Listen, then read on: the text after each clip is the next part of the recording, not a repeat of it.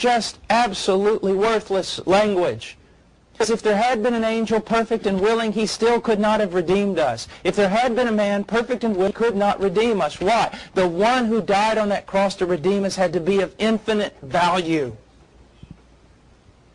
And the one who died was God, and the one who died was man, the second Adam, who accomplished what the first Adam failed miserably at.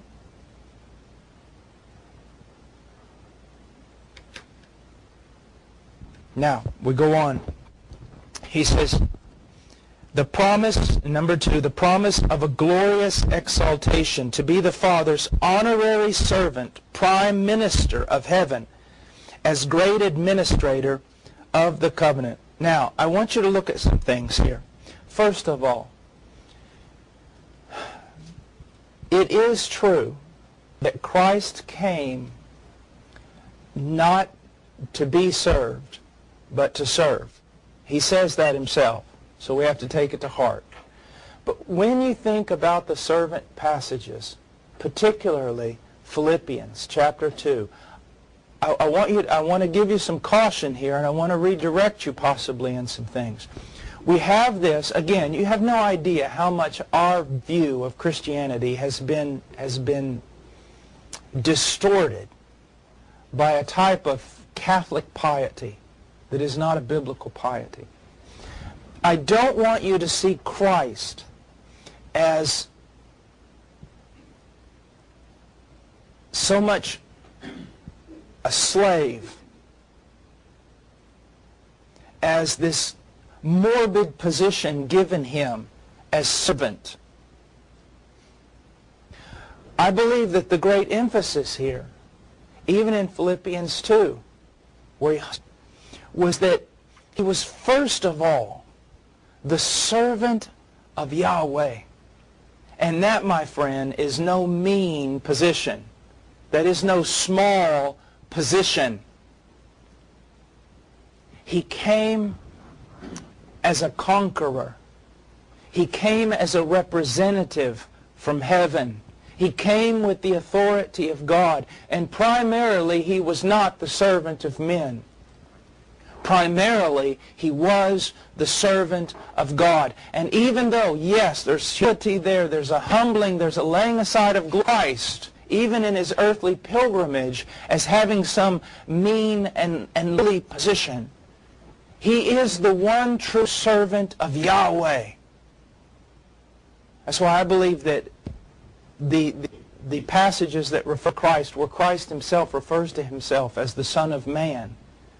I've heard one theologian who said, above all the titles that we have missed the meaning on, that one is the primary one. Because what do you think of, and what do you hear preachers say? The Son of Man.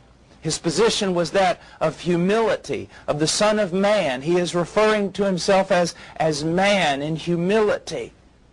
Well, just look at the Son of Man in the Old Testament, especially the book of Daniel, and you'll come up with some better ideas. The Son of Man was an exalted position from the book of Daniel. He would come in the clouds. He would receive all authority. Jesus saying, I'm the Son of Man. I'm the one Daniel talks about. Now at this moment, clothed in humility, but don't forget, I'm the Son of Man. I don't think it's so much a term of abasement as it is a term filled with glory.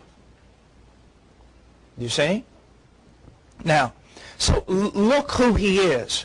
As a man, he is the honorary servant. He is the prime minister of heaven. Now, when you look at this, there's glory in it when you just look at the fact that he is this as the Son of God, as God the Son. But what's amazing is when you stand there and you realize that the prime minister of heaven, the one who has the key to everything, who opens the door that no man can close and closes the door no man can open, is our brother standing there in our flesh, glorified. That's what's amazing. It's absolutely amazing. This is no, well, I don't want to sound trite, but this is family. As I've said before, this is one of us standing there. And so we are not afraid.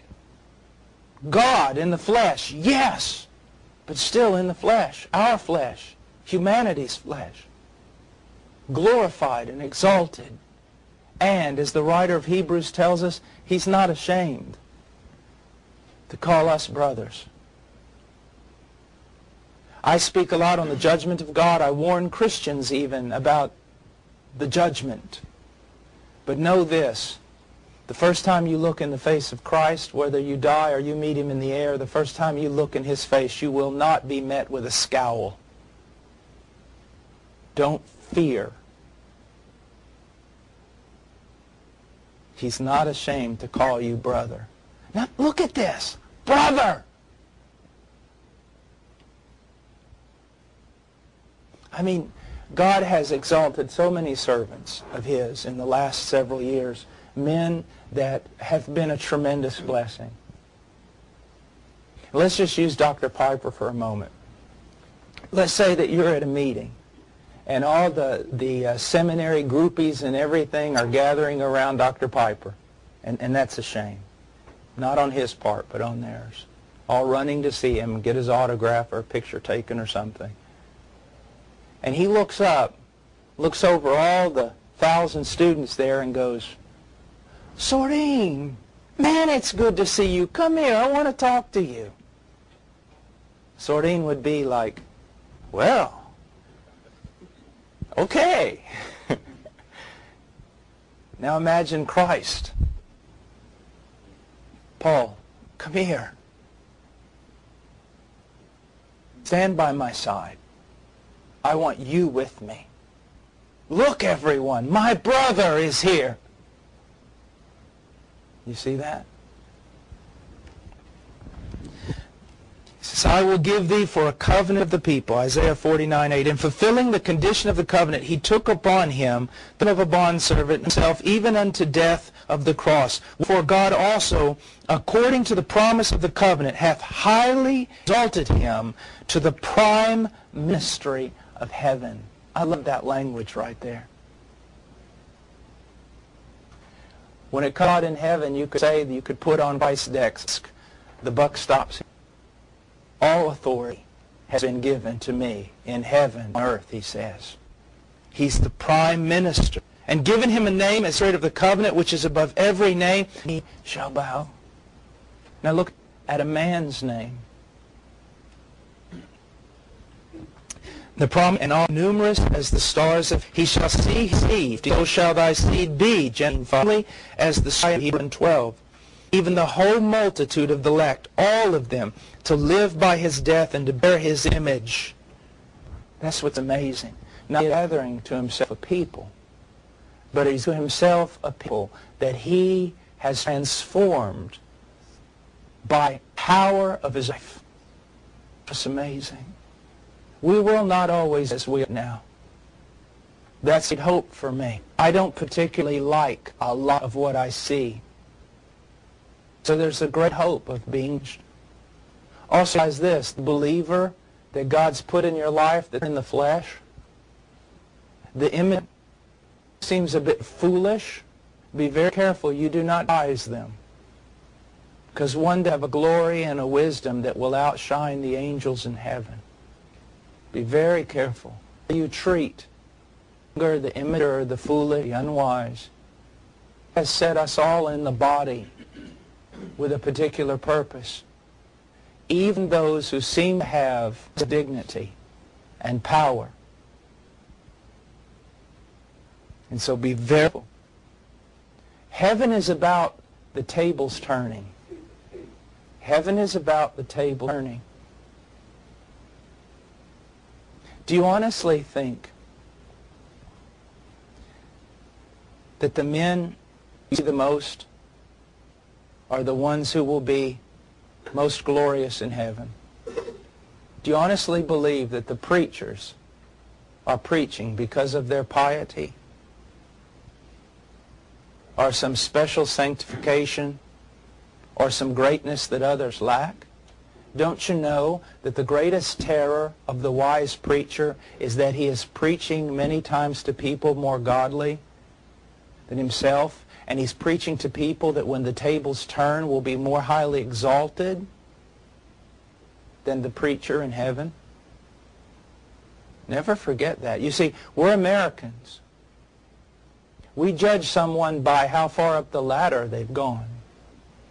Heaven mostly judges people by how far down the ladder they go as a servant. As a child doth that of his father, he consented to suffer the pangs of death, but they were travailing pains, to issue in a numerous birth. Now, I want us to look at this for a moment.